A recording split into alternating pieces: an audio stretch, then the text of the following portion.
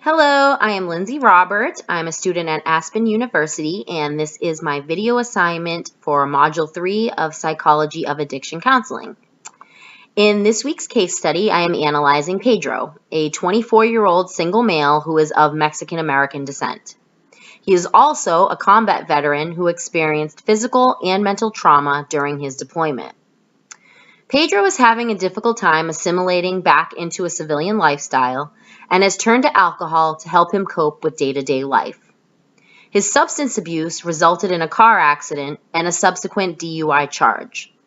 Upon voluntarily meeting with a chemical dependency counselor and undergoing an alcohol use assessment at the VA hospital, it was determined that Pedro likely has a substance dependency and should undergo further assessment to determine whether or not there is a dual diagnosis concerning post-traumatic stress disorder. Pedro has agreed to enter into an inpatient alcohol dependence treatment program, as well as meet with the PTSD department at the VA hospital. The development of a treatment plan for Pedro will depend on a PTSD diagnosis.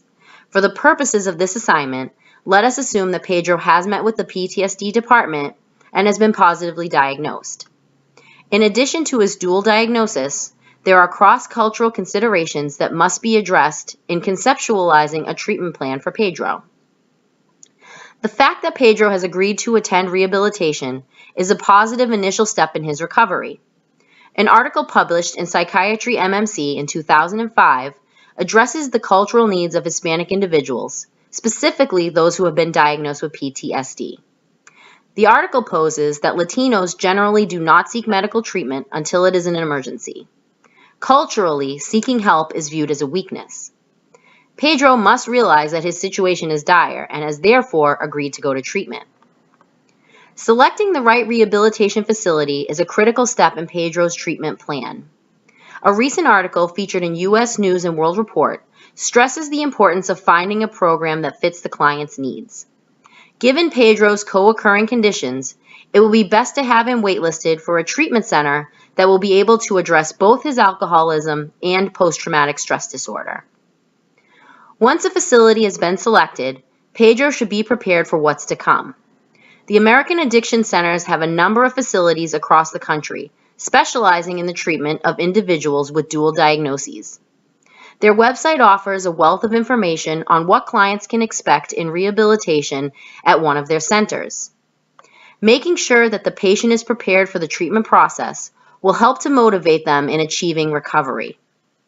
First, Pedro will go through the check-in process, marking the beginning of his rehabilitation.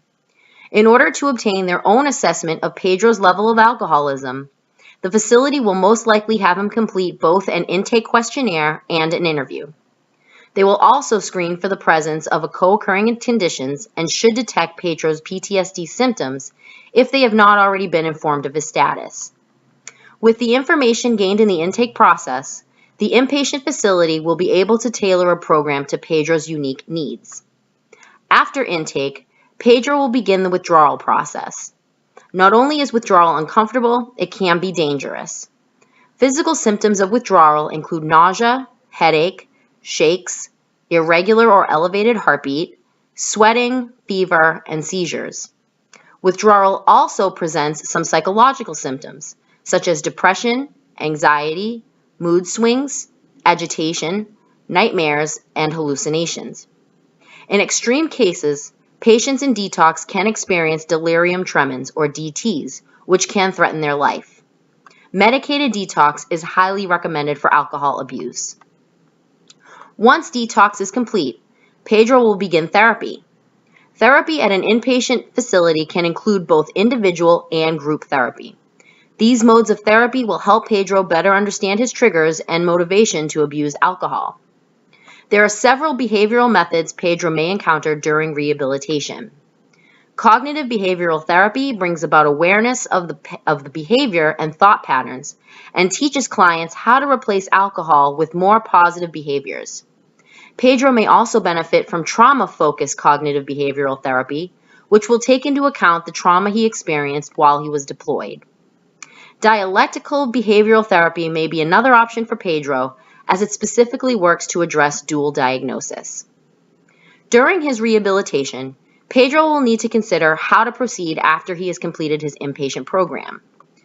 Pedro has expressed that attending Alcoholics Anonymous meetings within his community would be embarrassing. While inpatient treatment will provide him with strategies on how to build a support network and give him the tools needed to avoid cravings, AA could still prove to be helpful to Pedro. Latinos tend to value spirituality. The principles of AA are rooted in the belief of a higher power, and Pedro might find the program to be supportive. Besides post-rehabilitation therapy for his alcoholism, Pedro should consider continuing therapy to address his post-traumatic stress disorder. It is believed that Hispanics may be prone to developing PTSD and experience more severe symptoms than their Caucasian counterparts. The Hispanic culture tends to normalize stress and develop their own coping mechanisms. These coping skills may be effective for daily stress, however, they are most likely ineffective in cases of extreme trauma.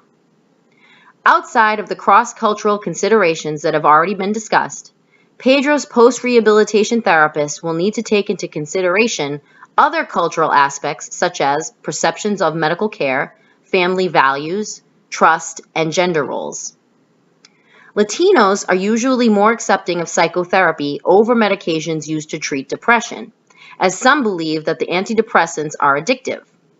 It has also been found that Hispanics respond to lower doses of antidepressants when compared to Caucasians, and therefore are more likely to experience side effects. If medications are introduced into the therapeutic process, starting with lower doses is highly recommended. Family is very important within the Hispanic culture, and Pedro may wish to involve his family in the process of therapy. Pedro has previously mentioned that he felt disconnected from his family after returning from deployment. Involving his family in the therapeutic process could help him reconnect and find his interdependent role within the family dynamic. Pedro's family may also prove to be a strong support system, which would help with both his PTSD and alcohol dependence.